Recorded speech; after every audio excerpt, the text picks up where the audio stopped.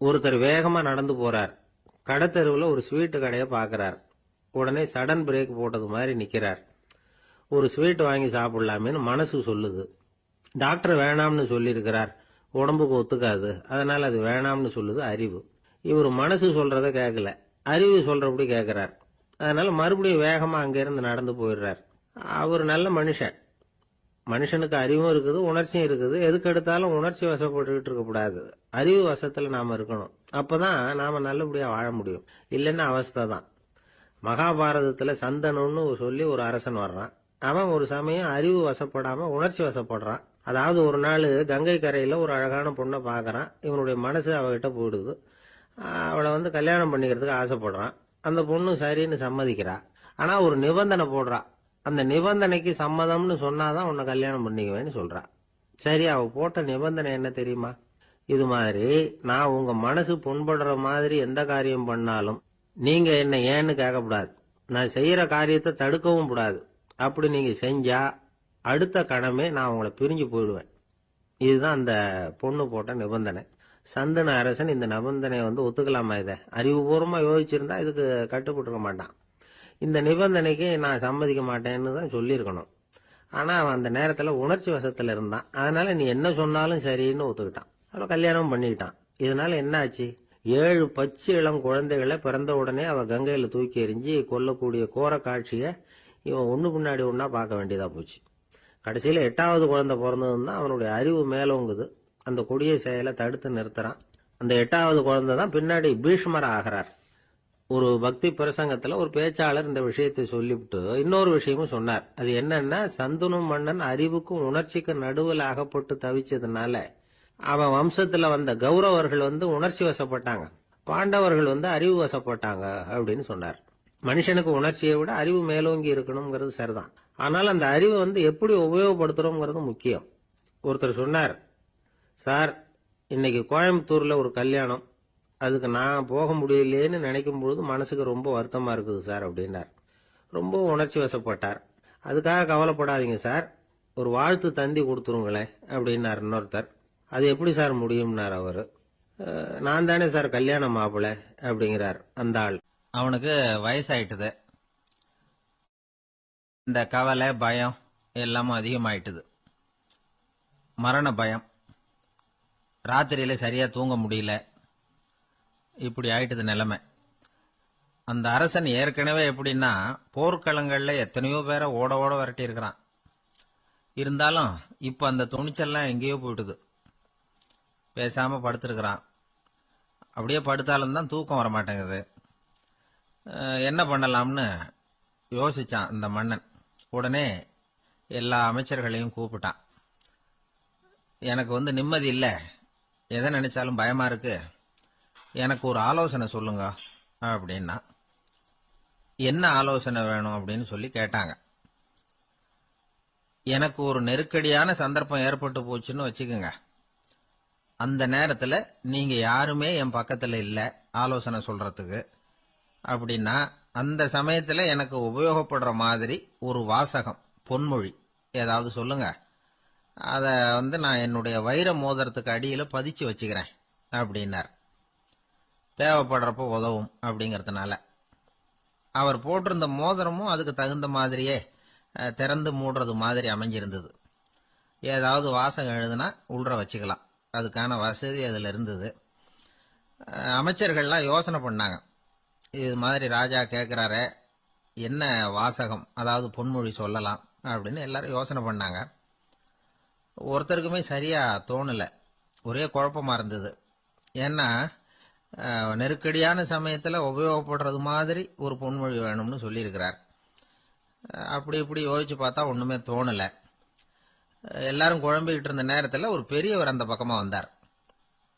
அவர் சொன்னார், நான் வேணும்னா அதுக்கு பொருத்தமா ஒரு வாக்கியம் சொல்றேன், ஆனா ஒரு நிபந்தனை. அதை யாரும் ரொம்ப ஆர்வம் காரணமா அவசரப்பட்டு படிச்சிடக்கூடாது. அதை ரகசியமா அந்த மோதிரத்துக்குள்ள எழுதி வச்சுக்கணும்.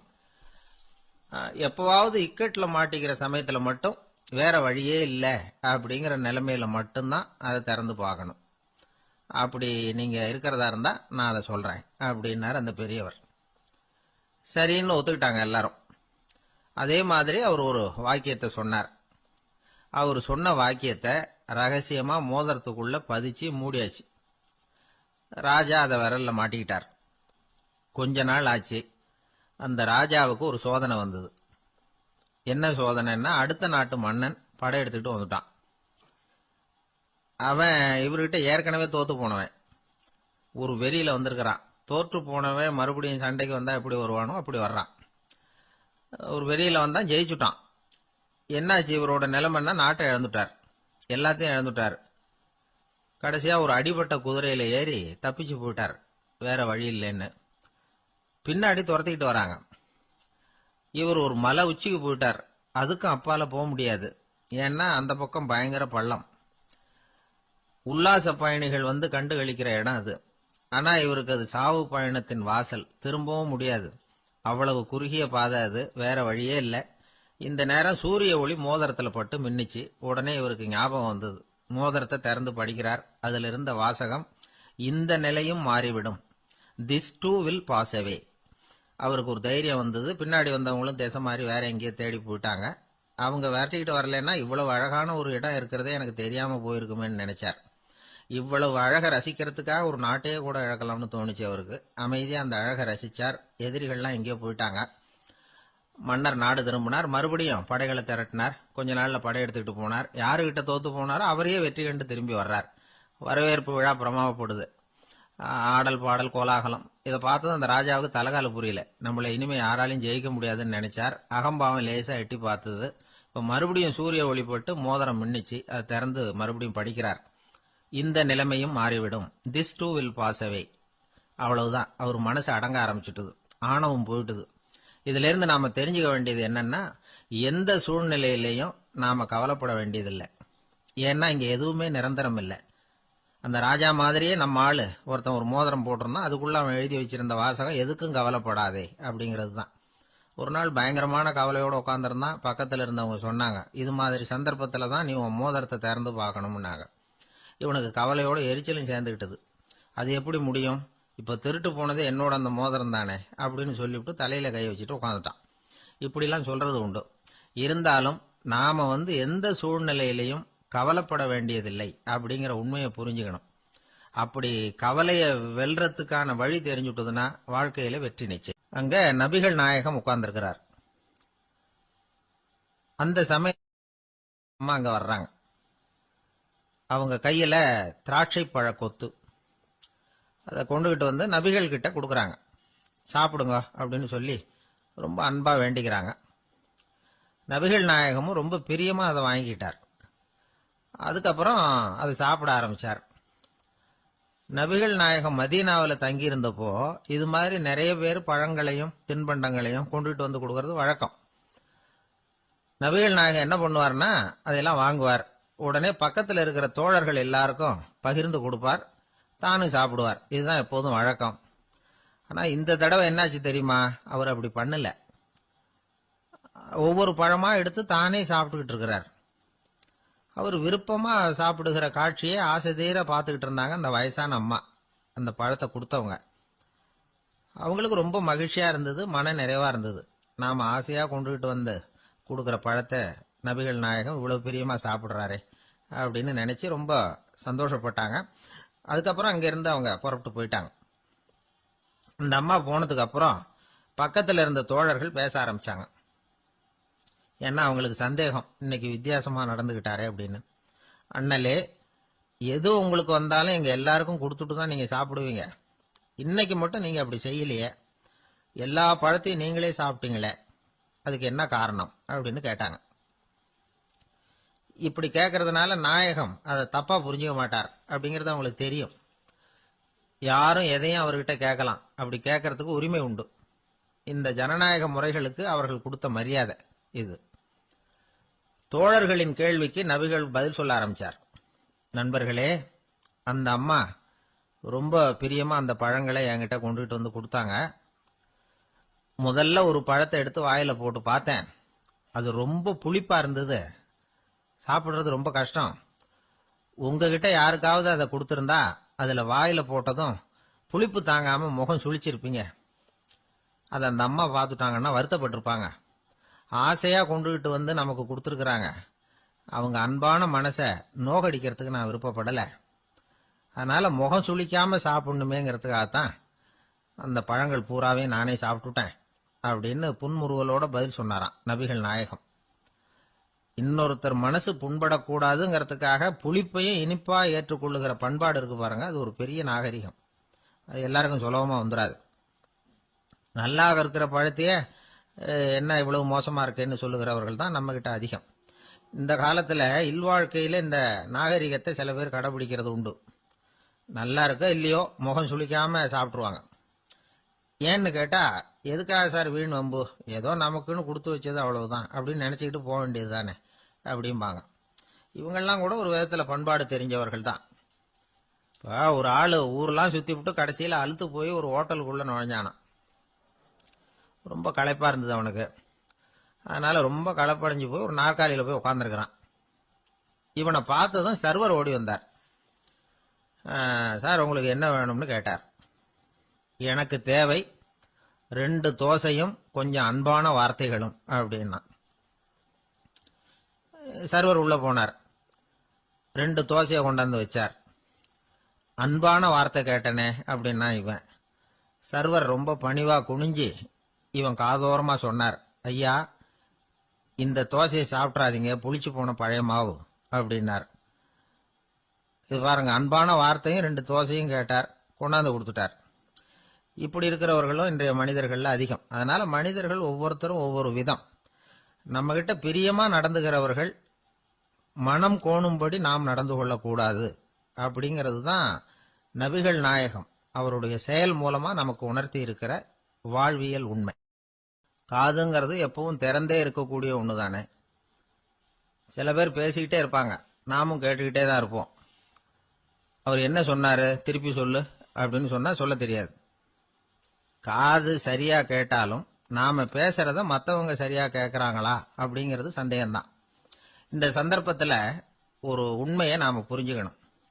அதாவது என்னன்னா, கேட்பதுங்கிறது வேற, கவனிக்கிறதுங்கிறது வேற. அதாவது கேட்கறதுன்னா அது ஹியரிங், கவனிக்கிறது அப்படின்னா அது லிசனிங். கேட்கறதுங்கிறது தன்னிச்சையா நடக்கக்கூடிய ஒரு செயல். இப்போ ஒரு சாலையில நடந்து போயிட்டு இருக்கிறோம். எவ்வளவோ சத்தம் நம்ம காதுல வந்து விழுந்துகிட்டு இருக்கு. கார் போற சத்தம் கேட்குது, பறவை ஒரு மரத்துல இருந்து கத்துது, அந்த சத்தம் கேட்குது. இப்படி நிறைய வந்து காதுல விழுந்துகிட்டு இருக்கு. ஆனா கவனிக்கிறதுங்கிறது எப்படின்னா, நம்ம முழு மனசை செலுத்தி உன்னிப்பா கேட்கறது. எத்தனையோ சத்தத்துக்கு நடுவுல தன்னுடைய குழந்தை அழற சத்தத்தை தாய் தெரிஞ்சுக்க முடியுது இல்லையா, அது மாதிரி. விவரம் தெரிஞ்சவங்க எல்லாம் என்ன சொல்றாங்கன்னா, கவனித்தல் அதாவது லிசனிங் அப்படிங்கிற செயல்ல 3 அம்சங்கள் இருக்கிறதாக சொல்றாங்க. அது என்ன 3 அம்சங்கள் அப்படின்னா, முதல்ல காதால கேட்கறது, இது முதல் அம்சம். 2வது என்னன்னா கேட்டதை புரிஞ்சுக்கிறது. 3வது என்னன்னா என்ன புரிஞ்சுக்கிட்டோம்ங்கிறத தெரிவிக்கிறது, ஃபீட்பேக் அப்படின்னு சொல்ற மாதிரி. ஒரு ஆசிரியர் வகுப்புல பாடம் நடத்திக்கிட்டு இருக்கிறார்.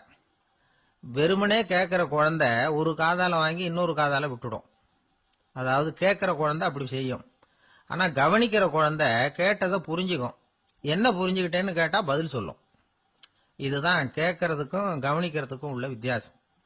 ஒரு புள்ளி விவர கணக்கு என்ன சொல்லுது தெரியுமா?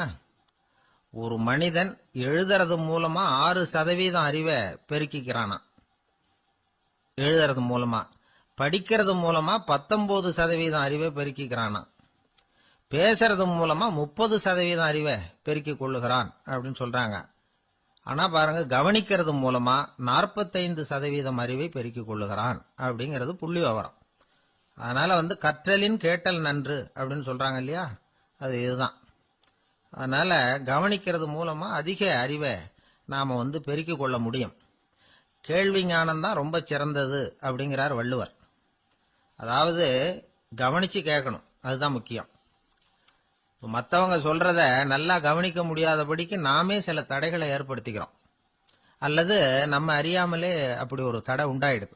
அந்த தடைகளை தாண்டணும் அல்லது தகர்த்து எறியணும் அப்படிங்கிறது பெரியவர்கள் சொல்லுகிற யோசனை. அது என்ன தடைகள் அப்படின்னா, நமக்கு தெரியாத இவர் என்ன சொல்லிட போறார் அப்படிங்கிற நினைப்பு, இது ஒரு தடை. சொல்லி முடிக்கிறதுக்கு முன்னாடியே குறுக்க பேசுறது, மனசு அங்கேயும் இங்கேயும் அலையிறது, இதெல்லாம் தான் தடைகள். ஆசிரியர் பாடம் நடத்துறார் அப்படின்னா மாணவர்கள் அக்கறையா கவனிக்கணும். அப்பதான் பரீட்சையில பாஸ் ஆக முடியும்.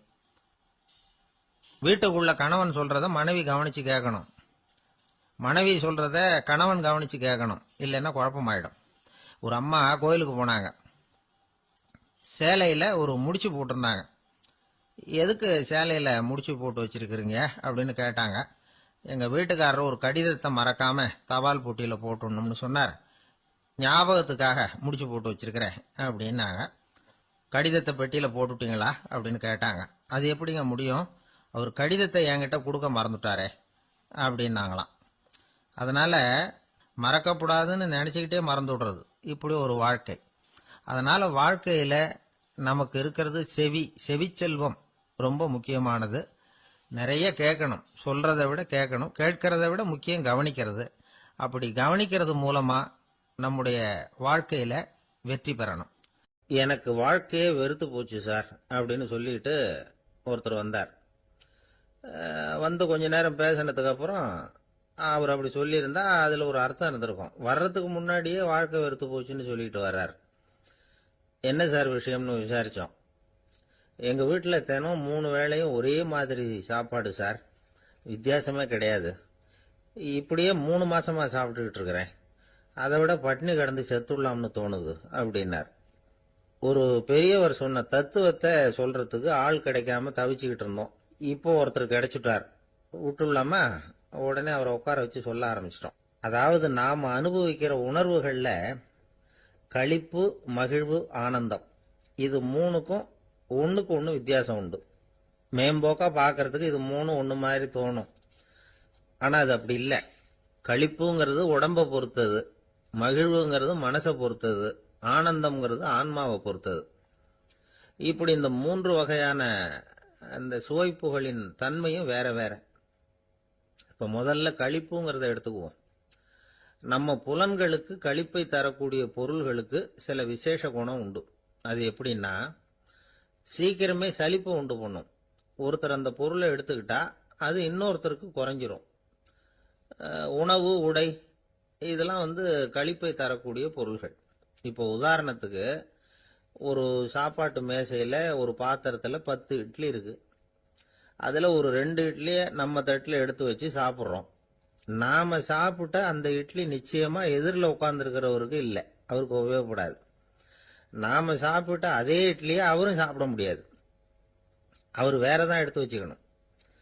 அது மாதிரி நாம ஒரு சட்டையை எடுத்து போட்டுக்கிறோம், அதே சட்டையை அதே நேரத்தில் இன்னொருத்தர் போட்டுக்க முடியாது. புலன்களுக்கு களிப்பை தரக்கூடிய இது மாதிரி பொருள்கள்லாம் முதல் தடவை நமக்கு கொடுக்கிற களிப்பை 2வது தடவையும் கொடுக்காது. 3வது தடவை இன்னும் குறையும், கடைசியில வெறுப்பாகவும் மாறிடும். ஒவ்வொன்னா இட்லியை தொடர்ந்து சாப்பிட்றோம்னு வச்சுக்கோங்க, முதல் இட்லி தரக்கூடிய சுவையை 30வது இட்லி தராது. முதல் தடவை புது சட்டையை போட்டுக்கிறப்ப நமக்கு இருக்கிற களிப்பு அதே சட்டையை 100வது தடவையா போட்டுக்கிறோம்னு வைங்க, அப்ப இருக்குமா? இருக்காது. இதுதான் களிப்பு. அதாவது சீக்கிரமே சலிப்பை தரக்கூடியது. ஒருத்தர் எடுத்துக்கிட்டா இன்னொருத்தருக்கு குறைஞ்சு போகக்கூடியது. ஆனா மகிழ்ச்சிங்கிறது அப்படி இல்லை. ஒருத்தர் அனுபவிக்கிறதுனால இன்னொருத்தருக்கு குறைஞ்சு போகாது. இப்ப காலையில சூரியன் உதயம் ஆகிறத பார்த்து சந்தோஷப்படுறோம், அதையே இன்னொருத்தரும் பார்த்து சந்தோஷப்படலாம். ஒரு நல்ல சங்கீதத்தை கேட்கிறோம், ஒரு அழகான ஓவியத்தை ரசிக்கிறோம், நீங்க ரசிக்கிற அதே நேரத்தில் இன்னொருத்தரும் அதை ரசிக்கலாம். அதனால அது குறைஞ்சு போறதில்ல. இது மகிழ்வு. ஆனா ஒண்ணு, ஒரே பாடலை திரும்ப திரும்ப கேட்டுக்கிட்டு இருந்தா கடைசியில் அலுப்பு தட்டும். அதாவது மகிழ்வுங்கிறது எப்படின்னா, மற்றவங்களோட பகிர்ந்து கொள்றதுனால குறையாது. ஆனா ஒரே பொருள் மீண்டும் மீண்டும் அனுபவிப்ப தர்றப்போ முதல்ல மகிழ்வு அதிகரிச்சு அதுக்கப்புறம் அது மங்கி மறைஞ்சு போயிடும். இதுதான் அந்த மகிழ்வுங்கிறதுக்கு இலக்கணம். சரி, இப்போ 3வதா சுகம் தரக்கூடிய ஆனந்தம்ங்கிறது எப்படின்னா, இது நமக்கு உள்ளே இருந்து சுரக்கிறது. மனசு சலனங்கள்ல இருந்து விடுபடுறப்போ இந்த ஆனந்தம் நமக்கு கிடைக்கும். இது நிலையான சுகம், ஆத்ம சுகம். களிப்பிலிருந்து மகிழ்வுக்கும், மகிழ்விலிருந்து ஆனந்தத்துக்கும் செல்றதுதான் மனிதன் நடத்த வேண்டிய முக்கியமான பயணம். இவ்வளவு விஷயத்தையும் கேட்டுட்டு இந்த காலத்து பையன் ஒருத்தன் வந்தான். சார், இப்போ நீங்க ஒரு சாப்பாட்டு மேசையில ஒரு 10 இட்லி வைக்கிறீங்க, என்ன உட்கார வைங்க, எதிரில் இன்னொருத்தனை உட்கார வைங்க. நான் களிப்பு மகிழ்வுலாம் தாண்டி நேரடியா ஆனந்தத்துக்கு பயணம் பண்ணி காட்டுறேன் அப்படின்னா. ஒன்றும் புரியல அவன் சொன்னது. அது எப்படி, என்ன பண்ணுவ நீ அப்படின்னு சொல்லி கேட்டோம் ஆச்சரியமா. 2 இட்லி சாப்பிட்டா தானே சார் களிப்பு, நான் 10 இட்லியும் மொத்தமா சாப்பிட்டுருவேன், அடுத்தவனுக்கு எதுவும் கிடைக்காது, அவனுக்கு கிடைக்காதபடி நாமே சாப்பிட்டுறோம்ல, அதுதானே நமக்கு ஆனந்தம் அப்படின்னு அதுக்கு ஒரு விளக்கம் சொல்றான். ஒரு ஆளை அடையாளம் கண்டுபிடிக்கணும்னா அதுக்கு சுலபமான வழி என்ன? முகத்தை பார்த்து கண்டுபிடிக்கிறது தான். ஆனா மனுஷன் தப்பு பண்ண ஆரம்பிக்கும் பொழுது அவனை கண்டுபிடிக்கிறதுக்கு வேற வழிகளை தான் கையாள வேண்டியிருக்கு. கைரேகை அதுக்கு ரொம்ப உபயோகப்படுது. கைரேகைகள் ஒருத்தருக்கு இருக்கிறது மாதிரி இன்னொருத்தருக்கு இருக்கிறது இல்லை. பல் வரிசையும் அப்படிதான். ஏமாத்துறவங்க அதிகமா போனா இருக்கிறவங்க எச்சரிக்கையா இருக்க வேண்டியிருக்குது. பயோமெட்ரிக்ஸ் அப்படிங்கிறது ஒரு பெரிய தொழில்நுட்பம். இதை உபயோகப்படுத்தி சில பாதுகாப்பு உத்திகளை எல்லாம் உருவாக்கி இருக்கிறாங்க அமெரிக்காவில். வீட்டுக்கு சொந்தக்காரர் குரல் கொடுத்தா கதவு திறக்கும், அல்லது அவர் கை வச்சா கதவு திறக்கும். மற்றவங்க யாரு என்ன பண்ணாலும் கதவு திறக்காது. இது ஒரு முறை. அவரோட குரல் அல்லது கைரேகை ஒரு எலக்ட்ரானிக் சாதனத்துல ஏற்கனவே பதிவு பண்ணப்பட்டிருக்கும். இவர் குரல் கொடுக்கறப்போ அல்லது கையை வைக்கிறப்போ அதை ஒப்பிட்டு பார்த்து சரியா இருந்தா கதவு திறக்கிறது மாதிரி ஒரு ஏற்பாடு. இதே மாதிரி ஒருத்தரோட விழித்திரையில உள்ள இரத்த குழாய் அமைப்பு பாருங்க, அது கூட ஒருத்தருக்கு இருக்கிறது மாதிரி இன்னொருத்தருக்கு இருக்கிறது இல்லை. அதனால அதை வச்சு அடையாளம் கண்டுபிடிக்கக்கூடிய சாதனங்களும் இப்ப பழக்கத்துக்கு வந்தாச்சு. கைரேகையை ஒப்பிடுற சாதனத்தை விட விழித்திரை இரத்த குழாய் அமைப்பை அடையாளம் காணுற சாதனம் இருக்கு பாருங்க, இது ரொம்ப நுட்பமானது. இது நம்ப தகுந்தது. ஒரு ஆளை அடையாளம் கண்டுபிடிக்கிறதுக்கு இது எடுத்துக்கிற நேரம் 1 வினாடி தான். ஒரு கருவி இருக்கும், அதுல உள்ள ஒரு சிறு துளையில கண்ணை வச்சு பார்க்கணும். உடனே இந்த சாதனம் குறைந்த சக்தி உள்ள இந்த அகசிவப்பு ஒளியை பாய்ச்சி அவரது விழித்திரையின் இரத்த குழாயை ஆராய்ச்சி பண்ணி ஏற்கனவே அதோட நினைவு பெட்டகத்துல பதிவு பண்ணி வச்சிருக்கிறோமே அந்த அமைப்புகளோட இதை ஒப்பிட்டு பார்த்து சரியான ஆள் தானா இல்லையா அப்படின்னு அடையாளம் காட்டிவிடும். குரலை வச்சு அடையாளம் கண்டுபிடிக்கிறதும் இந்த பயோமெட்ரிக்ஸ் முறைகள்ல ஒண்ணு. ஒரு நபரோட குரல்ல டிஜிட்டல் குறியீடுகளை மாத்தி பதிவு பண்ணிக்கிட்டு மீண்டும் அதே குரலை இனம் காணக்கூடிய சாதனங்கள் ஏற்கனவே அமெரிக்காவில எல்லாம் விற்பனைக்கு வந்தாச்சு. ஒரு ஆளுக்கு ஜலதோஷம் பிடிச்சிருந்தா கூட அந்த சாதனம் சரியாவே கண்டுபிடிச்சிருமா. குரலை மாத்தி பேசுறவங்க கூட இந்த கருவியை ஏமாத்த முடியாது. இதை ஆஸ்பத்திரிகள், வங்கிகள்ல உள்ள இரும்பு பெட்டக காப்பறைகள் இங்கெல்லாம் உபயோகப்படுத்தலாம். குழந்தைகள் உள்ள இடங்களுக்கு இது ரொம்ப உபயோகப்படும். கதவு பூட்டிக்கிட்டுதுன்னு வச்சுக்கோங்க, கதவை திறக்கிறதுக்கு சாவி உபயோகப்படுத்த தெரியாத குழந்தைகள் குரல் எழுப்பிய கதவை திறந்துட முடியும். எதிர்காலத்தில் இந்த பயோமெட்ரிக்ஸ் முறை இன்னும் பல ஆச்சரியங்களை ஏற்படுத்தும் அப்படின்னு எதிர்பார்க்கறாங்க. ஸ்டியரிங்கை தொட்டதுமே காரு ஸ்டார்ட் ஆயிடும், சாவி வேண்டியதில்லை. காரு சொந்தக்காரர் தொட்டாதான் ஸ்டார்ட் ஆகும், வேற யாராவது தொட்டா ஸ்டார்ட் ஆகாது. ஒரு மனுஷனோட நடை, அவர் டைப்ரைட்டரை தொடுகிற விதம், இதையெல்லாம் வச்சு கூட ஆளை அடையாளம் காணக்கூடிய தொழில்நுட்பம் வரலாம். என்னதான் தொழில்நுட்பம் வளரட்டும், குடும்பத்துக்குள்ள நடக்கிற திருட்டுகளை கண்டுபிடிக்கிறது ரொம்ப கஷ்டம். ஒரு வீட்டுல பெட்டியில இருந்த பணம் காணாம போச்சு, வீட்டுக்காரரோ அல்லது பையனோ தான் எடுத்திருக்கணும். பெட்டியை திறந்து பார்த்தா அந்த வீட்டுக்காரம்மா இதுல இருந்து பணத்தை எடுத்தது நிச்சயமா என் வீட்டுக்காரர் தான் அப்படின்னு சொல்ல முடியல அவங்களால. யோசிச்சாங்க. என்னம்மா இப்படி யோசிக்கிறீங்களேன்னு கேட்டிருக்காங்க. நிச்சயமா இந்த பணத்தை எடுத்தது என் வீட்டுக்காரர் இல்லை அப்படின்னு உறுதியா சொல்லிவிட்டாங்க அந்த அம்மா. இது கேட்டவங்களுக்கு ரொம்ப ஆச்சரியமா இருந்தது. அந்த வீட்டுக்காரருக்கு அது ரொம்ப பெருமையா இருந்தது. அது எப்படி அவ்வளவு கரெக்டா சொல்றீங்க அப்படின்னு கேட்டிருக்கிறாங்க. அப்போ அந்த அம்மா சொல்லிச்சான், பெட்டியில இன்னும் கொஞ்சம் பணம் மிச்சம் இருக்குது, இவர் எடுத்திருந்தாருன்னா அப்படி மிச்சம் வச்சிருக்க மாட்டார், அதனாலதான் அப்படி சொன்னேன் அப்படின்னாங்க. ஒரே ஒரு ஊர்ல ஒரு அம்மா இருந்தாங்க. அந்த அம்மாவுக்கு ஒரே ஒரு பிள்ளையாண்டான். அவனுக்கு ரொம்ப அக்கறையோட கல்யாணம் பண்ணி வச்சாங்க. கல்யாணம் முடிஞ்சதும் மருமக பொண்ணு வீட்டுக்கு சேர்ந்தது. அப்பாடா, என் கடமை முடிஞ்சது, இனிமே அக்கடான்னு எங்கேயாவது ஒரு மூலையில படுத்து கிடக்கலாம் அப்படின்னு நினைச்சாங்க அந்த அம்மா. ஆனா நினைக்கிறபடி எங்க நடக்குது? அதுக்கப்புறம் தான் பிரச்சனையே ஆரம்பமாச்சு. மருமகள் குணம் சரியில்லை, ஒரு மாதிரி.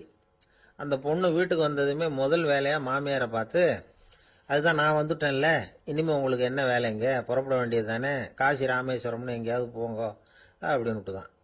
மாமியாரை பார்த்தாங்க, கொஞ்சம் யோசனை பண்ணாங்க. இந்த பாருமா, நீ இப்படி சொல்றதுக்கு முன்னாடியே வீட்டை விட்டு புறப்படணுங்கிற முடிவுக்கு நான் வந்துட்டேன். வீட்டை மட்டும் இல்லை, இந்த உலகத்தை விட்டே கூட போறதுக்கு தயாரா இருக்கிறேன். ஆனால் ஒரே ஒரு விஷயத்துக்காக என் உயிரை கையில் பிடிச்சிக்கிட்டு இருக்கிறேன் அப்படின்னாங்களாம். என்ன விஷயம்னு கேட்டது இந்த மருமக பொண்ணு. வேற ஒன்றும் இல்லை, என் பிள்ளைக்கு கல்யாணம் பண்ணி வச்சுட்டேன்.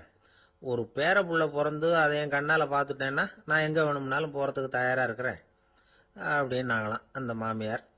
மாமியார் இப்படி சொல்கிறதுலேயும் நியாயம் இருக்கிறதாக பட்டுது அந்த பொண்ணுக்கு. சரி, அப்படியே இருந்து பார்த்துட்டு போகலாம் அப்படின்னு அனுமதி கொடுத்தது. கொஞ்ச காலத்தில் ஒரு பேரன் பிறந்தான். அந்த அம்மாவும் பேரனை கண்ணால் பார்த்துட்டாங்க. சரி, பேரனை பார்த்தாச்சுல்ல, இனிமேல் புறப்பட வேண்டியது தானே அப்படின்னது மருமக பொண்ணு.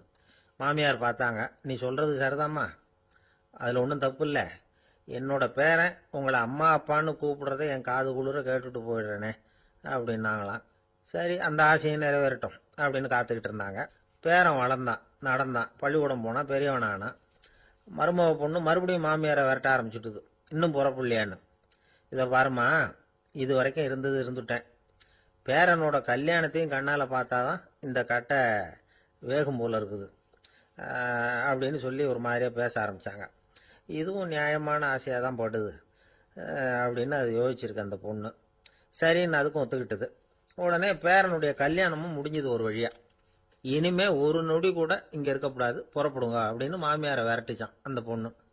இப்போ அந்த மாமியார் தன்னோட மருமகளை பார்த்து சொல்கிறாங்க, இதோ கிளம்பிட்டேம்மா, என் மூட்டை முடிச்செல்லாம் கட்டிக்கிட்டேன், புறப்பட்டுவிட்டேன். அப்படியே நீயும் உன் துணிமணிகளை மூட்டை கட்டிக்கிட்டு கிளம்பிடும், என்னோட சேர்ந்து 2 பேருமா சேர்ந்து போயிடலாம் அப்படின்னாங்களாம். அந்த பொண்ணு முழிக்குது. முழிக்காதே, உனக்கும் ஒரு மருமக வந்துட்டா, இனிமேல் நீயும் ஒரு மாமியார் தானே, உனக்கும் இனிமேல் இங்கே வேலை இல்லை, புறப்படு அப்படின்னாங்களாம்.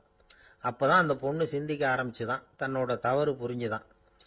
இந்த தகவலை கேட்டுக்கிட்டு இருக்கிற மருமகள்லாம் இதை பற்றி கொஞ்சம் யோசிச்சு பார்க்கணுங்கிறதுக்காகத்தான் இதை சொல்கிறோம் மாமியார்கள் சார்பாக.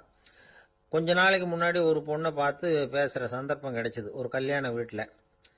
அந்த பொண்ணு சொல்லிச்சு, சார் எனக்கு கல்யாணம் ஆகி 15 வருஷம் ஆகுது, நான் மாமியார்கிட்ட சண்டை போட்டதே இல்லை அப்படின்னு ரொம்ப அடக்கமாக சொல்லிச்சு. அது எப்படிம்மா சாத்தியமாச்சுன்னு கேட்டோம். எனக்கு கல்யாணம் ஆகி 15 வருஷம்தான் ஆச்சு, ஆனால் என் மாமியார் செத்து போய் 20 வருஷத்துக்கு மேலே ஆயிட்டுது அப்படின்னுது. லோகமானிய பாலகங்காதர திலகர் இருந்தார்ல, அவருக்கு 15 வயசுலேயே கல்யாணம் நடந்துதான். மனைவி பேர் தபிபாய். ரொம்ப பெரிய குடும்பத்து பொண்ணு, நல்ல குணம். அவங்க குடும்பம் நடத்திக்கிட்டு இருக்கிறாங்க. அந்த காலத்தில் திருடர்கள் பயம் அதிகம். இந்த காலத்தில் மட்டும் என்னன்னு கேட்குறீங்களா? நீங்கள் கேட்குறது நியாயம்தான். இருந்தாலும் இந்த காலத்து திருடனுக்கும் அந்த காலத்து திருடனுக்கும் ஒரு முக்கியமான வித்தியாசம் உண்டு. அதாவது அந்த காலத்து திருடன்லாம் நியாயம் அநியாயம் பார்க்கறது உண்டு, இந்த காலத்தில் அப்படி பார்க்கறது இல்லை. அந்த காலத்தில் திருட வர்றவங்கள்ட்ட கூட ஒரு தார்மீக உணர்வு உண்டாம். அதாவது அப்போ உள்ள கொள்ளைக்காரங்க எதை களவாடினாலும் சரி, அரிசியை மட்டும் களவாடுறது இல்லையா, அப்படி ஒரு கொள்கை. அதனால பாருங்க, அந்த காலத்து பெண்கள் நகை நட்டுகளை பத்திரமா வைக்கணும்னா பெட்டியில் வைக்கிறது இல்லை, அரிசி பானையில் போட்டு வச்சு விடுறது. இப்பெல்லாம் பேங்க்ல சேஃப்டி லாக்கர்னு இருக்குல்ல, அது மாதிரி அந்த காலத்தில் சேஃப்டி லாக்கருங்கிறது அரிசி பானை. வளையல், மூக்குத்தி, தோடு இப்படி எதுவாக இருந்தாலும் அதில் போட்டு பத்திரமா வச்சுருவாங்க. திருடன் அரிசி பானை பக்கம் போகிறதில்ல. ஏன்னா சாப்பிட்ற விஷயத்தில் கை வைக்கக்கூடாது, அது பாவம் அப்படின்னு அவன் நினைக்கிறான். திலகரோட மனைவி தபிபாயும் அதே மாதிரி தன்னுடைய ஆபரணங்களை ஒரு அரிசி பானைக்குள்ளே போட்டு மூடி வச்சுருந்தாங்களாம். இப்படி இருந்தப்போ ஒரு நாள் ஒரு பிச்சைக்கார பொண்ணு வீடு வீடாக பிச்சை கேட்டுக்கிட்டே வந்திருக்குது. திலகர் வீட்டுக்கும் தர்மம் போடுங்க தாயே அப்படின்னு தான் அந்த பொண்ணு. அந்த அம்மா தபிபாய் காதில் இது விழுந்திருக்கு. உடனே கை நிறைய அரிசி அள்ளிக்கிட்டு போட்டிருக்கு. பாத்திரத்தில் அரிசியை போட்டதுக்கு அப்புறம் தான் தெரியுது, பளிச்சுன்னு கண்ணில் படுது. அதாவது அந்த அம்மாவோட வைர மூக்குத்தி ஒன்று அரிசியோடு சேர்ந்து அந்த பிச்சைக்கார பொண்ணு பாத்திரத்தில் போய் விழுந்துட்டுது. இந்த அம்மாவுக்கு மனசுக்குள்ள குழப்பம், என்ன இப்படி ஆயிட்டுதே, மூக்குத்தி போயிட்டுதே, பிச்சை பாத்திரத்திலேருந்து அதை எப்படி எடுக்கிறது அப்படின்னு தயக்கம். வாயை திறந்து அதை கேட்கறதுக்கும் கூச்சம். திண்ணையில் உட்கார்ந்துருந்த திலகர் இவ்வளவையும் பார்த்துக்கிட்டு இருக்கிறார். மனைவியின் மனசுக்குள்ள நடக்கிற மௌன போராட்டத்தை அவர் நல்லா புரிஞ்சுக்கிட்டாராம். மனைவியை பார்த்து சொன்னாராம், தபிபாய், இது தெய்வ சம்மதம், அவளுக்கு சேர வேண்டிய மூக்குத்தி அவகிட்ட போயிட்டுது, பிச்சை பாத்திரத்தில் விழுந்த மூக்குத்தியை எடுக்க வேணாம் அப்படின்னாராம். சரின்னு சொல்லிவிட்டு மேற்கொண்டு எதுவும் சொல்லாம அந்த அம்மா வீட்டுக்குள்ள போயிட்டாங்களாம். இந்த காலத்துல எல்லாம் அது மாதிரி நடக்குமா? வெறும் அரிசியை போட்டுட்டு விவகாரம் பண்ணிட்டு இருக்க மாட்டோமா? ஒரு பெரிய மனுஷன் வீட்டுக்கு ஒரு பிச்சைக்காரன் வந்தான். ஐயா, நாங்க பிச்சைக்காரங்கள்லாம் சேர்ந்து ஒரு சங்கம் வச்சிருக்கிறோம், அதுக்கு நிதி சேர்க்குறோம், அதுக்கு ஒரு 100 ரூபா கொடுத்தீங்கன்னா எங்களுக்கு பெரிய உதவியாக இருக்கும் அப்படின்னானா. அதெல்லாம் ஒன்றும் கொடுக்க முடியாது போ அப்படின்னாராம் அவர். அப்படின்னா ஒரு 50 ரூபாயாவது கொடுங்களேன் அப்படின்னு இருக்கான். அதுவும் முடியாதுன்னு சொல்லிவிட்டார். 25 ரூபா அப்படின்னு இருக்கான். எதுவும் முடியாது அப்படின்னாராம். சரிங்க, இவ்வளவு பெரிய வீட்டுக்கு வந்துட்டு வெறுங்கையோட திரும்புறது நல்லா இருக்காது, அதனால சும்மா ஒரு 1 ரூபா மட்டுமாவது கொடுங்க அப்படின்னு இருக்கான் அவன். ஒரு பைசா கூட என்கிட்ட கிடையாது அப்படின்னு விட்டாரான் இவர். அப்படின்னா நீங்க ஒரு காரியம் பண்ணுங்களேன் அப்படின்னானா அவன். என்ன செய்யணும் அப்படின்னு இருக்கார். எங்க சங்கத்துல நீங்களும் ஒரு மெம்பரா சேர்ந்துருங்க அப்படின்னா. ஒரு ஊர்ல ஒரு மன்னர் இருந்தார். புத்தி கூர்மை உள்ள ஒரு மன்னர். பொதுவா மன்னர்களுக்கு சந்தேகம் வந்தா சபையில உள்ள சான்றோர்கள் கிட்ட கேட்டு தெரிஞ்சுக்கிறது தானே வழக்கம். ஆனா இங்க அப்படி இல்லை. மற்றவங்களுக்கு சந்தேகம் வந்தா மன்னர்கிட்ட வந்து கேட்டு தெரிஞ்சுக்குவாங்க. அது மாதிரி கேட்டு தெரிஞ்சுக்கிறதுக்காக ஒரு பெரியவர் ஒரு நாள் வந்தார். அவர் கையில 3 பொம்மைகள் வச்சிருந்தார். 3 ஒரே மாதிரி பொம்மைகள், கொஞ்சம் கூட வித்தியாசம் தெரியல. ஏது இந்த பொம்மைன்னு கேட்டார் மன்னர்.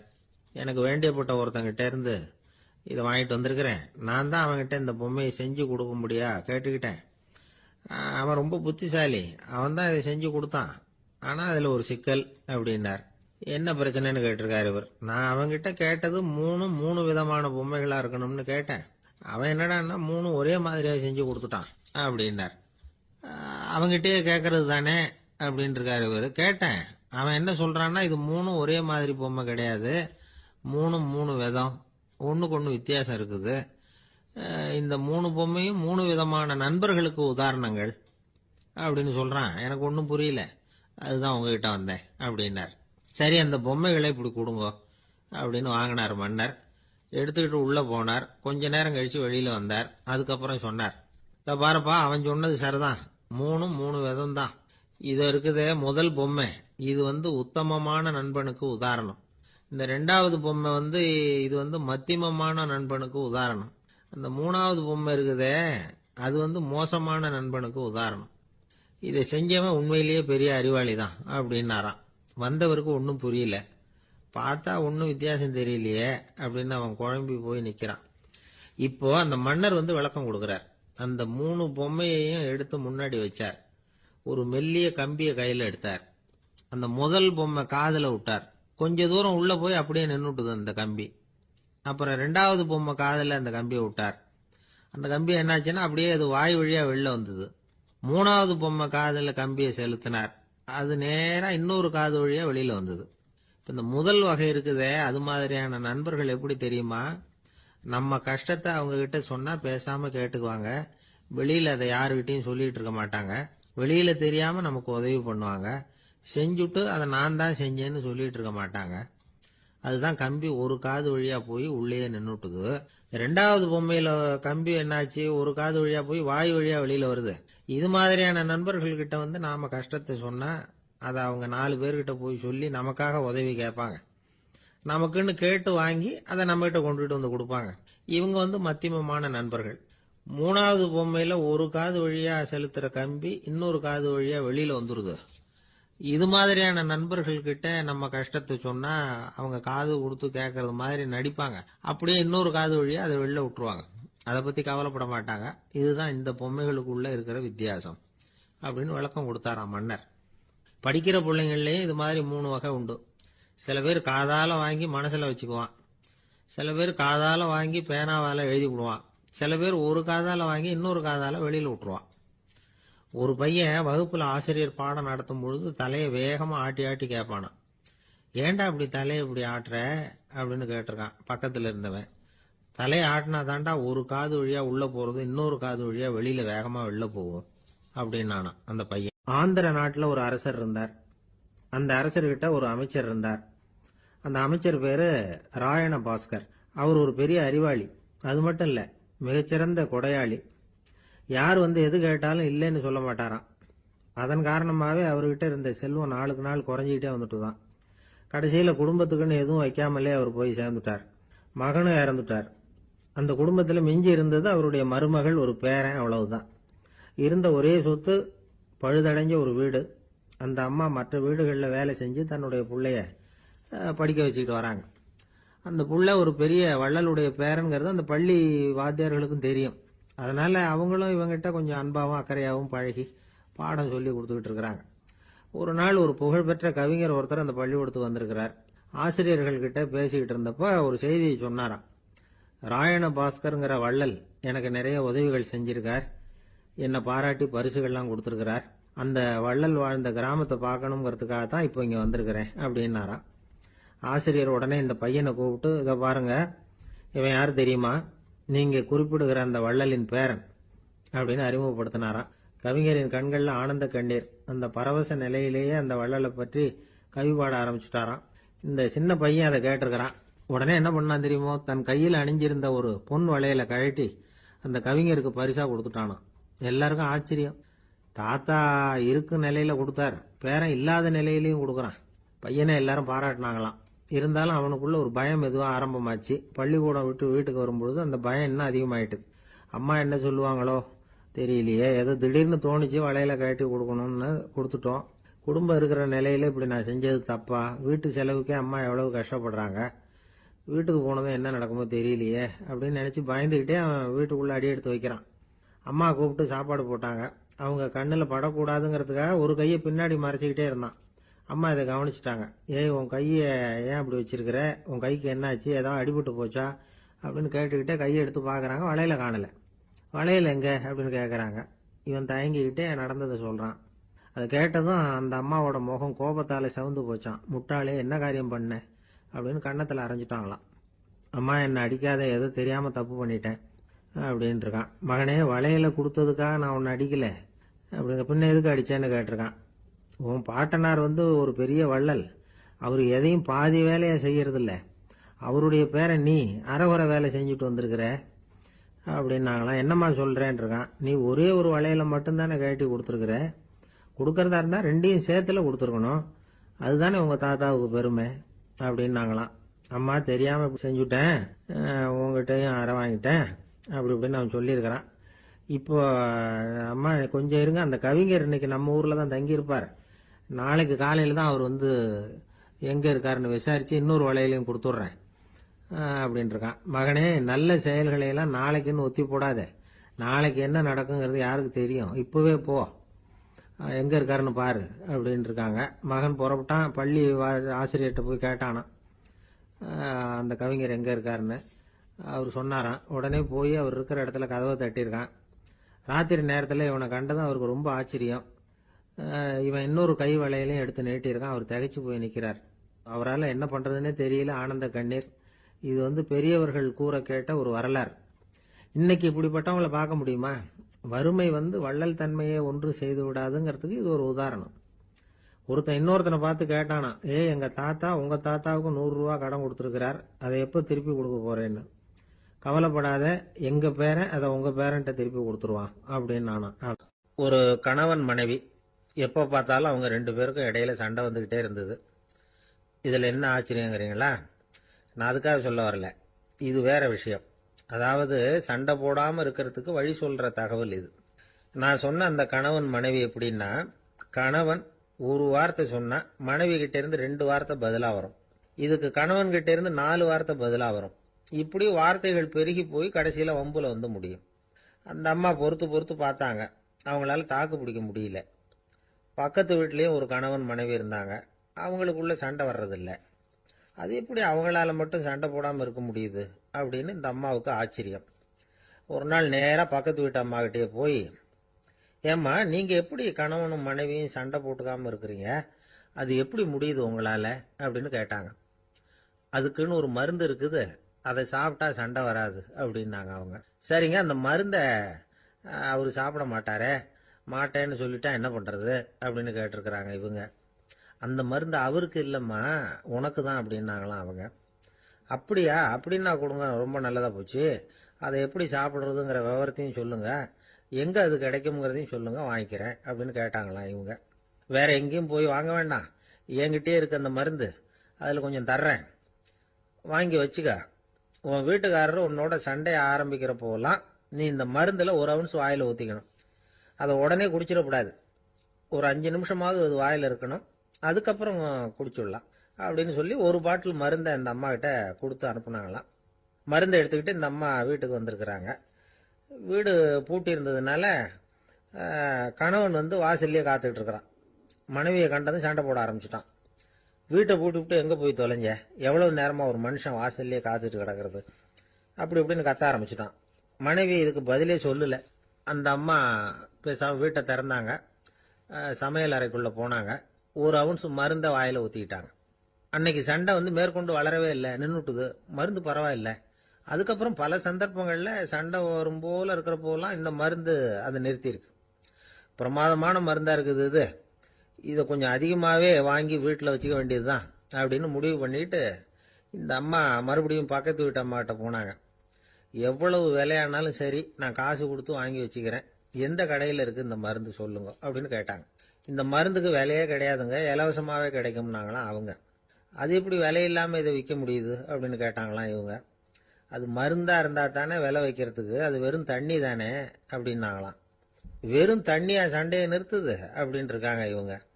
அது சண்டையை நிறுத்தல, உன்னோட மௌனம் தான் சண்டையை நிறுத்துது. நீ வாயில தண்ணியை வச்சுக்கிறதுனால எதிர்த்து பேசுறதில்ல, அதனால உன்னுடைய கணவர் கோபம் வந்து சாந்தமாயிடுது அப்படின்னாங்களாம் அவங்க. இந்த கதையிலிருந்து சண்டையை நிறுத்துற மருந்து எதுன்னு தெரிஞ்சுக்கிட்டோம் இல்லையா. ஒருத்தர் என்ன பண்ணாரு, பாட்டிலில் வந்து தண்ணியை ஊற்றி வச்சுக்கிட்டு அவர்கிட்ட வர்றவங்களுக்கெல்லாம் இதை சிபாரிசு பண்ணலாம்னு நினச்சிக்கிட்டு உட்காந்துருந்தார். ஒரு அம்மா வந்தாங்க. இதை கேட்டுவிட்டு இதையே ஒரு மருந்து மாதிரி கொடுக்கலாம்ங்கிறது அவர் முடிவு. அதனால பாட்டிலில் தண்ணி அடைச்சி வச்சுக்கிட்டு அதில் கலருக்காக எண்ணத்தையோ ஒரு ஜீரகம் அது மாதிரி எதையாவது கலந்து வச்சுக்கிட்டு ஒரு மருந்து மாதிரி ஒரு பாவனையில் வச்சுக்கிட்டு உட்காந்துருக்கார்.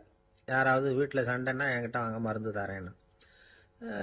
ஒரு அம்மா வந்தாங்க. எனக்கும் என் வீட்டுக்காரருக்கும் அடிக்கடி சண்டை வருதுங்க அப்படின்ட்டு இருக்காங்க. கவலைப்படாதம்மா, நான் ஒரு மருந்து தரேன்னு சொல்லி வீட்டுக்குள்ளே போய் ஒரு பாட்டில் எடுத்து வந்து கொடுத்தார்.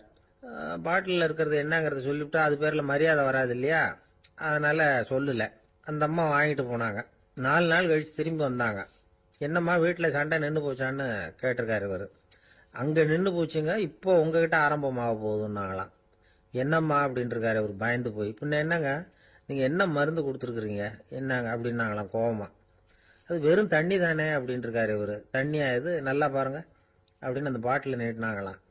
இவர் வாங்கி பார்த்துருக்கார். அப்புறம் தான் விஷயம் புரியுது அவருக்கு. இவர் கை தவறுதலா அவங்க வீட்டில் இருந்த மண்ணெண்ணெய் பாட்டில் எடுத்து அவர்கிட்ட கொடுத்துருக்குறாங்க. அப்புறம் என்ன ஆகும், சண்டை வராம. காஞ்சிபுரத்துல பல்லவ ராஜா ஒரு கோவில் கட்டினார், கைலாசநாதர் கோவில். அதுக்கு கும்பாபிஷேகம் பண்றதுக்கு ஒரு நாள் குறிப்பிட்டு அதுக்கு வேண்டிய ஏற்பாடுகள்லாம் பண்ணினார். முதல் காரியமா கடவுளை வேண்டிக்கிட்டார், நீங்க இந்த கும்பாபிஷேகத்துக்கு நேரில் வந்து கலந்துக்கணும்னார். கடவுள் அந்த ராஜா கனவுல வந்தார். நீ கும்பாபிஷேகம் வச்சிருக்கிற அதே நாள்ல அதே நேரத்துல எனக்கு இன்னொரு ஊர்ல ஒரு கும்பாபிஷேகம் இருக்குது, அதுக்கு போக வேண்டியிருக்கு. அதாவது திருநின்ற ஊர்ல என்னுடைய பக்தர் ஒருத்தர், அவரும் ஒரு கோயில் கட்டி கும்பாபிஷேகம் செய்கிறார், நான் அதுக்கு போக வேண்டியிருக்கு, அதனால உன்னுடைய தேதியை நீ மாத்தி வச்சுக்கோ அப்படின்னார். கடவுள் தான் எங்கேயும் இருக்கிறவராச்சே, அவர் நினைச்சா 2 இடத்துலயும் இருந்து கோயில் கும்பாபிஷேகத்தை நடத்த முடியாதா? ஏன் அப்படி செய்யல? அது ஒரு முக்கியமான காரணத்துக்காகத்தான். திருநின்ற ஊர்ல இருந்த பூசலாருங்கிற அந்த அடியாரின் பெருமையை இந்த உலகத்துக்கு எடுத்து காட்டணுங்கிறதுக்காகத்தான் கடவுள் அந்த ராஜா கிட்ட அப்படி சொன்னார். சரி, அந்த அடியார் அப்படி என்னதான் பெருசா கோயில் கட்டி விட்டார்? ராஜா கட்டின கோயிலை விட பெருசா? அவர் கட்டினது கருங்கல்லாலேயோ மண்ணாலேயோ மரத்தாலேயோ இல்ல. அவர் கட்டின கோயில் வந்து வேற மாதிரி. அது வந்து மனசால கட்டின கோயில், மனசுக்குள்ள இருக்கிற கோவில், மனக்கோவில். அந்த அடியார் தன்னோட மனசுக்குள்ள மாசக்கணக்கா ஒவ்வொரு கல்லா சேர்த்து கட்டின கோவில். இந்த விஷயம் ராஜாவுக்கு தெரியாது. அவர் என்ன நினைச்சுட்டாரு, அது நாம கட்டின கற்கோயிலை விட ரொம்ப பெருசா இருக்கும் போல இருக்கு அப்படின்னு நினைச்சுட்டாரு. சரி, அப்பேற்பட்ட அந்த கோயிலை வந்து தரிசனம் பண்ணிவிட்டு வருவோம் அப்படின்னு நினைச்சு ராஜா திருநின்ற ஊருக்கு போறார். அங்க போய் பார்த்தா கோயிலையும் காணும், ஒன்னையும் காணும். கடைசியில பூசலார் கட்டின மனக்கோவில் தான் அதுங்கிறத அவர் புரிஞ்சுக்கிறார்.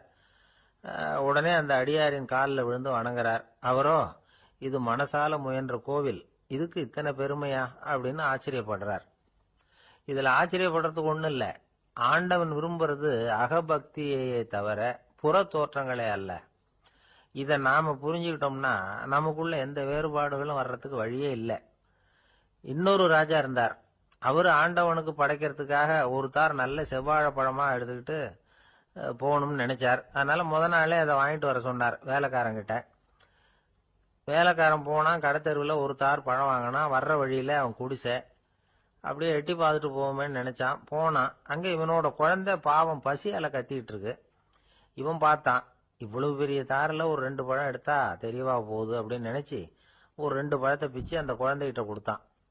அது அதை வாங்கி வயிறார சாப்பிட்டுது. பசி அடங்குச்சு. விளையாட போயிட்டுது. இவன் அதுக்கப்புறம் வாழைப்பழத்தை எடுத்துக்கிட்டு அரண்மனைக்கு வந்தான். 2 பழம் பிச்சிருக்கிறது ராஜாவுக்கு தெரிஞ்சு போச்சு. இவன் உண்மையை சொல்லிவிட்டான்.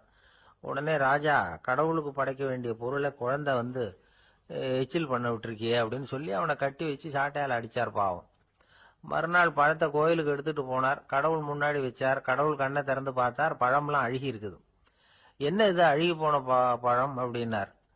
ராஜா முழிச்சார். நல்லா தானே இருந்தது அப்படின்னு நினைச்சார். அப்போ கடவுள் அந்த ராஜா கிட்ட சொன்னாராம், இதை பார்ப்பா, இந்த தாரில் 2 பழம் தான் நல்ல பழம். அந்த 2 பழங்களையும் நேத்திக்கே நான் சாப்பிட்டுட்டேன் அப்படின்னாராம். அப்பதான் ராஜாவுக்கு புரிஞ்சுது, ஏழை குழந்தையின் பசியை தீர்க்கறதுக்காக உதவுன அந்த 2 பழம் தான் இறைவன் சாப்பிட்ட பழம்னு.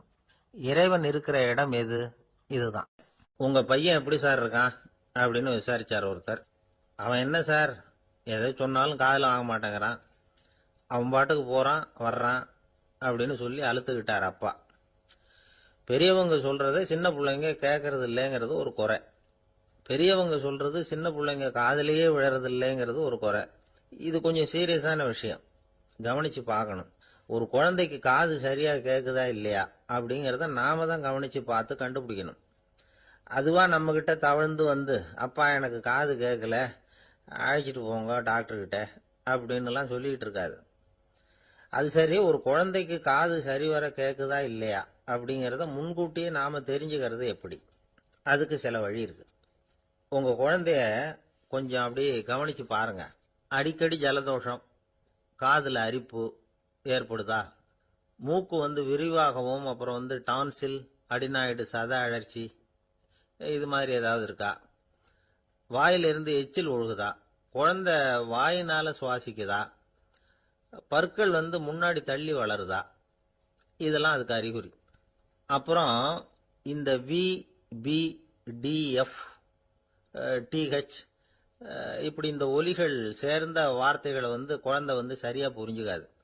இப்போ உதாரணத்துக்கு பட்டுன்னு சொல்லு குழந்தை அப்படின்னீங்கன்னா அது வந்து கட்டுன்னு சொல்லும். அதாவது பட்டு சவுண்டை அதால புரிஞ்சுக்க முடியல. அப்புறம் உங்க குழந்தை வந்து உங்களை உறக்க பேச சொல்றானா, அடிக்கடி கேள்வி கேட்கறானா, சாப்பிட்றப்போ கவனம் இல்லாம இருக்கானா, படிப்புல போதுமான முன்னேற்றம் இல்லையா, வகுப்புல சரியா கவனிக்கிறது இல்லையா, இப்படிலாம் இருந்தா ஆரம்பத்திலேயே டாக்டர்கிட்ட அழைச்சிட்டு போய் சிகிச்சையை வந்து ஆரம்பிச்சுடலாம், குணப்படுத்தி விடலாம். குழந்தைக்கு காது சரியா கேட்கலன்னா நீங்க செய்ய வேண்டியது என்ன தெரியுமா? அவனுக்கு காது கேட்கலங்கிறதுக்காக அவன் முன்னாடி சத்தம் போட்டு பேசக்கூடாது. மெதுவா சீரா பேசணும். அவனை பார்த்து பேசணும். உங்க உதட்டு அசைவுகள் வந்து அவனுக்கு உதவும். அதை பார்த்தே புரிஞ்சுக்குவான். நீங்க வாயில வெத்தலை பாக்கு போட்டுக்கிட்டோ புகை பிடிச்சிக்கிட்டோ பேசக்கூடாது. அப்படி பேசினா அவனால அந்த உச்சரிப்பை சரியா புரிஞ்சுக்க முடியாது. ஒரு வார்த்தையை சொல்றீங்க, அவனுக்கு புரியல அப்படின்னா அதே வார்த்தையை மறுபடியும் சொல்லணும். அவனுக்கு நீங்க முதல்ல சொன்ன வார்த்தை புரியலன்னு நினைச்சுக்கிட்டு மறுபடியும் திருப்பி சொல்றப்போ அதே அர்த்தம் வரக்கூடிய வேற வார்த்தையை சொல்லக்கூடாது. இப்படிலாம் நடந்துகிட்டா அவனுக்கு வந்து மன திடத்தை ஏற்படுத்த முடியும். இல்லைன்னா அவனுக்கு வந்து தாழ்வு மனப்பான்மை வந்துடும். குழந்தைக்கு காது கோளாறுன்னா ஆரம்பத்திலேயே டாக்டர்கிட்ட அழைச்சிட்டு போனா போதும், குணப்படுத்தி விடலாம். அப்புறம் பார்த்துக்கலாமே அப்படின்னு அலட்சியமா இருந்துட்டாதான் கஷ்டம். சில பேர் கோபத்துல சின்ன பிள்ளைங்க காதை பிடிச்சி திருகிறது உண்டு. இது ரொம்ப தப்பு. காது கையோட வந்துட்டா என்ன பண்றது? ஒரு வேடிக்கை கதை, அது கதை தான், நிஜமா நடந்தது இல்லை. அது மாதிரி நடக்கும் நடக்காது, ஒரு வேடிக்கைக்காக சொல்லப்படுற கதை. அதாவது ஒரு வீட்டில் அப்பா வந்து அம்மாவை பார்த்து சொல்லிட்டு இருக்கார், இதை பாரு, நாளைக்கு காலையில் என்னை சீக்கிரம் எழுப்பி விட்டுரு, நான் செங்கல்பட்டு வரைக்கும் போயிட்டு வர வேண்டியிருக்கு அப்படின்னாராம். இதை அவங்க பையன் காதில் வாங்கிட்டு இருக்கான். அப்பாவுக்கு சிரமம் வேண்டாமே அப்படின்னு நினைச்சு அவனே காலையில யாருக்கும் தெரியாம எழுந்திருச்சு புறப்பட்டு செங்கல்பட்டு போட்டான். சாயந்தரமா திரும்பி வந்தான். அப்பா பையனை காணாம அலமோதிக்கிட்டு இருக்கிறார். சாயந்தரமா பையனை பார்த்ததும் எங்கடா போயிட்டு வந்தேன்னு கேட்டார் கோவமா. செங்கல்பட்டுக்கு போயிட்டு வந்தேப்பா, நீ வேணா அலைய வேண்டாமேன்னு அப்படின்னா. எதுக்குடா போனேன்னு அதட்டினார். அதான்ப்பா, நீ நேற்று வந்து அம்மா கிட்ட சொல்லிக்கிட்டு இருந்த, அதை காதில் வாங்கினேன், உனக்காக நான் போயிட்டு வந்தேன் அப்படின்னா. உடனே எந்த காதில் வாங்கினேன் அப்படின்னு சொல்லி காதை பிடிச்சி திருகுனார். அந்த காது கையோட வந்துட்டுது. இது நடந்து கொஞ்ச நாள் கழிச்சு அந்த அப்பாவும் பையனும் கடத்தெருவில் போய்கிட்டு இருக்கிறாங்க. எதிரில் ஒரு நாய் ஓடி வந்தது. அதுக்கு 2 காதும் இல்லை. என்ன இது, இந்த நாய்க்குட்டிக்கு 2 காதும் இல்லை அப்படின்னாரு அப்பா. அதுக்கு பையன் சொல்றான், அப்பா அது 2 தடவை செங்கல்பட்டுக்கு போயிட்டு வந்துருவோம் அப்படின்னு. ஒரு காட்டுல ஒரு முனிவர் இருந்தார். ஒரு நாள் அவரை தேடிட்டு 4 பேர் வந்தாங்க. சுவாமி, எங்களுக்கு ரொம்ப நாளா ஒரு சந்தேகம்னாங்க. என்னன்னு கேட்டார். இந்த உலகத்துல எவ்வளவோ காரியங்கள் நடக்குது, எது நியாயம் எது அநியாயம் அப்படின்னு புரிஞ்சுக்க முடியலன்னாங்க. அது யாராலையும் புரிஞ்சுக்க முடியாதுன்னார் முனிவர். வந்தவங்களுக்கு ஆச்சரியமா போச்சு. ஒரு மாதிரியா பார்த்தாங்க. இத முனிவர் கவனிச்சார். சரி, புறப்படுங்க என்னோடன்னார். எங்கன்னு கேட்டாங்க. இப்போ உங்க 4 பேரையும் ஒரு புஷ்பக விமானத்துல அழைச்சிட்டு போறேன். இந்த உலகத்துல சர்வசாதாரணமா நடக்கக்கூடிய ஒரு காட்சியை உங்களுக்கு காட்ட போறேன். நீங்க பார்க்க போற அந்த காட்சி நியாயமா அநியாயமா அப்படிங்கறத என்கிட்ட சொல்லணும். நீங்க சரியான பதில் சொன்னா புஷ்பக விமானத்துல தொடர்ந்து பிரயாணம் பண்ணலாம். தவறான பதில் சொன்னா இந்த புஷ்பக விமானம் உங்களை கீழே தள்ளி விட்டுரும் அப்படின்னார். 4 பேருக்கும் பயம்தான். இருந்தாலும் முனிவர் கூப்பிடுறாரு அப்படின்னு சொல்லி புறப்பட்டாங்க. அவங்க எல்லாரும் புறப்பட்டு ஒரு காட்டு வழியா போய்கிட்டு இருக்கிறாங்க புஷ்பக விமானத்துல. அங்க நடக்கிற ஒரு காட்சியை காட்டுறார் முனிவர். அதோ அங்க பாருங்கன்னார். அந்த விமானத்துல இருந்தபடியே எல்லாரும் கீழே குனிஞ்சு பாக்குறாங்க. அங்க ஒரு தாய் புலி அப்பதான் குட்டி போட்டிருக்கு. குட்டிகளை ஈன்ற உடனே பசிக்கு இறை தேடி அந்த பக்கமா வருது. அதே நேரம் ஒரு தாய் மான், அதுவும் அப்பதான் குட்டி போட்டிருக்கு. அதுவும் இதே மாதிரி குட்டிகளை ஈன்ற உடனே பசிக்கு இறை தேடி அந்த பக்கமா வருது. இப்ப அந்த புலி அந்த மானை அடிச்சு போட்டுடுது. அதுவும் சாப்பிடுது, குட்டிகளுக்கும் கொடுக்குது. இப்போ அந்த புலி குட்டிகள் முகத்துல மகிழ்ச்சி, தாயை இழந்த அந்த மான் குட்டிகள் முகத்துல துக்கம். இப்போ அந்த முனிவர் 4 பேர்கிட்டையும் கேட்கிறார், நீங்க இங்க பாத்தீங்களே, இதுல எது நியாயம் எது அநியாயம்? ஒவ்வொருத்தரா சொல்லுங்க. உங்க பதில் சரியில்லைன்னா இந்த விமானம் உங்களை கீழே தள்ளி விட்டுரும். சொல்லுங்க பார்க்கலாம்னார். முதல்ல ஒருத்தன் சொன்னான், அந்த புலி செஞ்சது சரிதாங்க. அது பசிக்கு அதுதான் ஆகாரம். தன்னுடைய பசிக்கு தானே இறை தேடிக்கிட்டுது. அதுல என்ன தப்பு? அவ்வளவுதான். அதனால புலி செஞ்சது நியாயம்தான் அப்படின்னா. அவ்வளவுதான், அந்த விமானம் அவனை அப்படியே கீழே தள்ளி விட்டுட்டுது. அதனால அவன் கொடுத்த பதில் சரியில்லை அப்படிங்கிறது புரிஞ்சு போச்சு. இப்ப 2வது ஆளு சொன்னான், புலி செஞ்சது பாவம். அந்த தாய்மான் என்ன தப்பு பண்ணிச்சு? இப்ப அந்த குட்டிகளுக்கு யாரு ஆதரவு? அதனால புலி செஞ்சது அநியாயம் அப்படின்னா. அவ்வளவுதான், அவனையும் கீழே தள்ளி விட்டுடுது அந்த விமானம். இந்த பதிலும் சரியில்லை அப்படின்னு ஆயிட்டுது. இப்ப 3வது ஆள் வந்தான். முதல்ல 2 பேரு கீழே விழுந்ததை பார்த்துக்கிட்டு இருந்தான். அதனால அவன் சொன்னான், ரெண்டுமே நியாயம்தாங்க. புலி இறை தேடினதும் இயற்கை, அதுக்கு மான் இறையானதும் இயற்கை. அதனால இதுல ஒன்றும் தப்பு இல்லைன்னா. அவ்வளவுதான், அவனையும் அந்த விமானம் கீழே பிடிச்சி தள்ளி விட்டுது. இப்ப 4வது ஆள் வந்தான். முனிவர் கேட்டார், நீயாவது சொல்லுப்பா, இந்த செயல்ல எது நியாயம்னார். அவன் தெளிவா பதில் சொன்னான். அதாவது என்ன சொன்னான்னா, எனக்கு தெரியல அப்படின்னா. அவனை விமானம் கீழே தள்ளல, சௌரியமா அழைச்சிட்டு போட்டுது. இவனும் பிரயாணம் சௌக்கியமா பண்ணானான். ஆக இதுதான் சரியான பதிலுங்கிறத முனிவர் உணர்த்தினார். இந்த கதையிலிருந்து நாம புரிஞ்சுக்க வேண்டியது என்னன்னா, இந்த உலகத்துல எவ்வளவோ காரியங்கள் நடக்குது. அதெல்லாம் ஏன் அப்படி நடக்குதுங்கிறதுக்கு எப்பேற்பட்ட பண்டிதராலும் பதில் சொல்ல முடியாது. தெரியாததை தெரியாதுன்னு ஒத்துக்கிட்டா வாழ்க்கை பிரயாணம் சுகமா இருக்கும். அதனால தேவையில்லாத விஷயங்களை புரிஞ்சுக்கிறதுக்கு நேரத்தை செலவு பண்ணிட்டு இருக்க கூடாது. வாழ்க்கையை குழப்பிக்க கூடாது. வாழ்க்கைக்கு தேவையானது என்னவோ அதை மட்டும் புரிஞ்சுக்கிட்டா போதும். இந்த காலத்து ஆள் ஒருத்தன் ஒரு பெரியவரை தேடி வந்தான். ஐயா, ஒரு சந்தேகம்னா. என்ன உன்னுடைய சந்தேகம்னார். பகுத்தறிவுன்னா என்ன, விதின்னா என்ன அப்படின்னு கேட்டான்.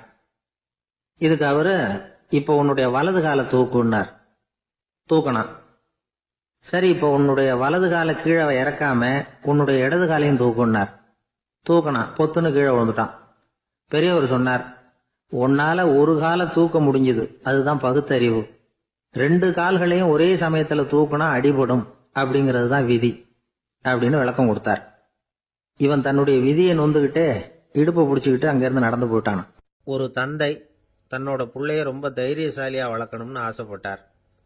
அதுக்காக அவனை கூப்பிட்டு உட்கார வச்சு இப்படி உபதேசம் பண்ணார். இதை பாருப்பா, நான் உன்னாட்டம் இருக்கிறப்போலாம் எதுக்கும் பயப்பட மாட்டேன், ரொம்ப துணிச்சலா இருப்பேன். ஒரு நாள் ஒரு அப்பாவி எலிய ஒரு பூனை துரத்திட்டு ஓடிச்சு. நான் உடனே என்ன செஞ்சேன் தெரியுமா? அந்த பூனையை பிடிச்சேன், அது வாலில் ஒரு பட்டாசு சரத்தை கட்டினேன், கொளுத்தி விட்டேன், படபடன்னு வெடிக்க ஆரம்பிச்சுட்டுது. அது துள்ளிக்கிட்டு அங்கேயும் இங்கேயும் ஓடி இருக்கு பாரு ஓட்டம், ரொம்ப தமாஷு அப்படின்னார் அப்பா. இப்படி சொல்லிவிட்டு பையனை பார்த்து, இதை கேட்கறதுக்கு உனக்கும் துணிச்சல் வருதா, என்னுடைய செயலை நீ கேட்கறப்ப உனக்கு துணிச்சல் வருதா அப்படின்னு கேட்டார். வருதுன்னா பையன். எப்படின்னா அப்படிங்கிற விவரத்தையும் சொன்னான் அவன். அதாவது எலிய விரட்டினத்துக்காக பூனை வாலில் பட்டாசு கொளுத்துனீங்க நீங்க, பூனையை விரட்டினத்துக்காக உங்க கழுத்துல பட்டாசு சரத்தை மாட்டினா என்னன்னு தோணுது எனக்கு அப்படின்னா பையன். பையனோட துணிச்சல் அப்பாவே நடுங்க வச்சுட்டுது. அது சரி, ஒரு அப்பா பிள்ளைக்கு இப்படியா உபதேசம் பண்றது? எல்லாருக்கிட்டையும் அன்பா பழகிறது எப்படி அப்படின்னு சொல்லி கொடுக்கணும். பிஞ்சு உள்ளங்கள்ல நெஞ்ச தூவலாமா? ஒரு நாள் விநாயகர் ஒரு பூனையோட விளையாடிக்கிட்டு இருந்தாராம். அப்படி ஆசையா விளையாடிக்கிட்டு இருந்தப்ப அவரோட கை நகம் தவறுதலா பூனையோட முகத்துல பட்டுட்டுதான். அது ஒரு சின்ன கீறலை உண்டாகி விட்டுது. அப்பா அவர் அதை ஒரு பெருசா நினைக்கல. கொஞ்ச நேரத்துக்கு அப்புறம் விநாயகர் வீட்டுக்கு வந்தார். அவங்க அம்மா பார்வதி தேவியை பார்த்தார். பார்வதி தேவி கன்னத்துல விரலால கீறினது மாதிரி ஒரு அடையாளம் இருந்தது. விநாயகருக்கு அதிர்ச்சி, ஆச்சரியம். நம்ம அம்மா இந்த உலகத்துக்கே தாயார், அப்பேற்பட்ட அவங்க முகத்திலேயே கீறலை உண்டாக்கக்கூடியவங்க யாரா இருக்க முடியும் அப்படின்னு யோசனை பண்ணார். தாயே, உன்னுடைய கன்னத்தில் இந்த வடு எப்படிம்மா ஏற்பட்டதுன்னு கேட்டார். குழந்தாய், இது நீ செஞ்ச காரியம்தான்ப்பா, உன்னுடைய கை நகம் கீறினதுனால ஏற்பட்ட வடு தான் இது அப்படின்னாங்க அவங்க. விநாயகர் திடுக்கிட்டு போட்டார். எப்படிம்மா அது? நான் எந்த காலத்திலையும் உன்னை அப்படி கீறினதாக எனக்கு நினைவு இல்லையே அப்படின்னார். இன்னைக்கு காலையில் ஒரு பூனையை கீறினதை நீ மறந்துட்டியா அப்படின்னாங்க அந்த அம்மா. விநாயகர் திகைச்சு போய் நின்னார். பார்வதி தேவி சொன்னாங்க, இதை பார்ப்பா, இந்த உலகத்தில் இருக்கக்கூடிய எல்லா உயிர்கள்லேயும் நான் இருக்கிறேன், நான் தான் இந்த உலகமாக ஆகியிருக்கிறேன். ஆகையினால நீ யாரை துன்புறுத்தினாலும் அது உண்மையிலேயே என்ன துன்புறுத்தினதாக தான் வந்து முடியும் அப்படின்னாங்க. விநாயகர் மனசுக்குள்ள ஒரு வெளிச்சம் ஏற்பட்டுதான். அதுக்கப்புறம் அவர் யாரையுமே கல்யாணம் பண்ணிக்காததுக்கு அதுதான் காரணமா. இந்த உலகத்தில் எல்லாரையும், இங்கே இருக்கிற எல்லாத்தையும் தாயின் வடிவமாக அவர் பார்க்க ஆரம்பிச்சிட்டாராம். குருதேவர் ராமகிருஷ்ணர் இந்த கதையை எடுத்து சொல்லியிருக்கிறார். நபிகள் நாயகம் ஒரு தடவை ஒரு நாற்காலியில் உட்காந்து என்னமோ யோசனை பண்ணிட்டு இருந்திருக்கிறார். அப்போ அவரோட உடையில ஒரு கீழ்ப்பகுதி தரையில் படிஞ்சு கிடந்திருக்குது. அங்கே விளையாடிக்கிட்டு இருந்த ஒரு பூனை அது மேலே வந்து படுத்து தூங்கி போச்சு. தொழுகை செய்ய வேண்டிய நேரம் வந்துட்டது. நபிகள் நாயகம் எழுந்திருக்க பார்த்தார். அப்போதான் பூனை தன்னோட உடை மேலே படுத்து தூங்கிட்டு இருக்கிறது கண்ணில் படுது. பூனையோட தூக்கத்தை கலைக்க விரும்பல அவர். தன்னுடைய சகோதரியை கூப்பிட்டார். ஒரு கத்திரிக்கோல் எடுத்துட்டு வர சொன்னார். பூனை படுத்திருந்த உடை பகுதி மட்டும் இருக்குல்ல, அதை மட்டும் அதோட கத்திரிச்சு விட்டுட்டு அதுக்கப்புறம் அவர் எழுந்திரிச்சு தொழுகைக்கு போனாராம். அதாவது பிற உயிர்கள்கிட்ட எப்படி அன்பு காட்டணுங்கிறத பெரியவங்க எவ்வளவோ விதத்தில் நமக்கு எடுத்து காட்டியிருக்கிறாங்க. இருந்தாலும் எத்தனை பேர் மனசில் அதெல்லாம் உரைச்சிருக்குது? நாமளும் நம்ம ட்ரெஸ்ஸு மேலே ஒரு பூனை படுத்திருந்தா ஒரு கத்திரிக்கோலை தான் தேடுவோம், எடுத்துக்கிட்டு வர சொல்லுவோம்.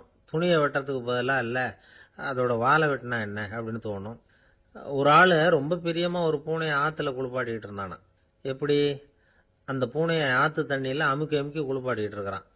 அந்த வழியாக போன பெரியவர் ஒருத்தர் இதை பார்த்தார். இதை பார்ப்பா, பூனையை அது மாதிரி ஆற்று தண்ணியில் அமுக்கி குளிப்பாட்டாத, மூச்சு திணறி செத்து போடும் அப்படின்னு அட்வைஸ் பண்ணார். நீ போய் அவன் வேலையை பார்த்துக்கிட்டு, எனக்கு எல்லாம் தெரியும்னா இவன். சரின்னு அவர் போயிட்டார்.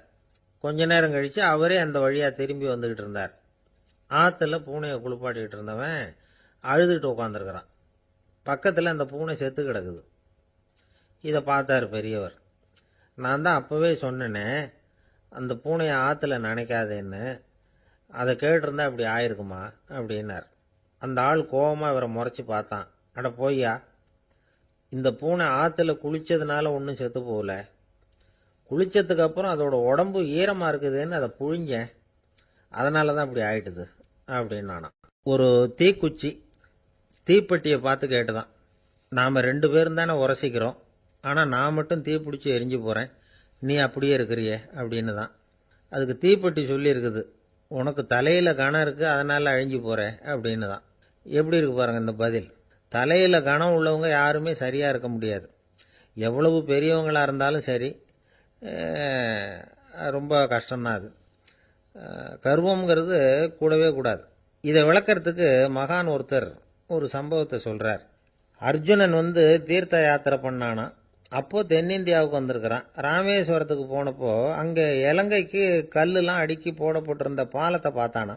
ஒரு சின்ன குரங்கு அதுக்கு பக்கத்தில் விளையாடிக்கிட்டு இருந்திருக்கு. அதை பார்த்துட்டு அர்ஜுனன் சிரிச்சிருக்கான். ஏன் சிரிக்கிறேன்னு கேட்டிருக்கு அந்த குரங்கு. ராமன் மிகச்சிறந்த வில் வீரன்.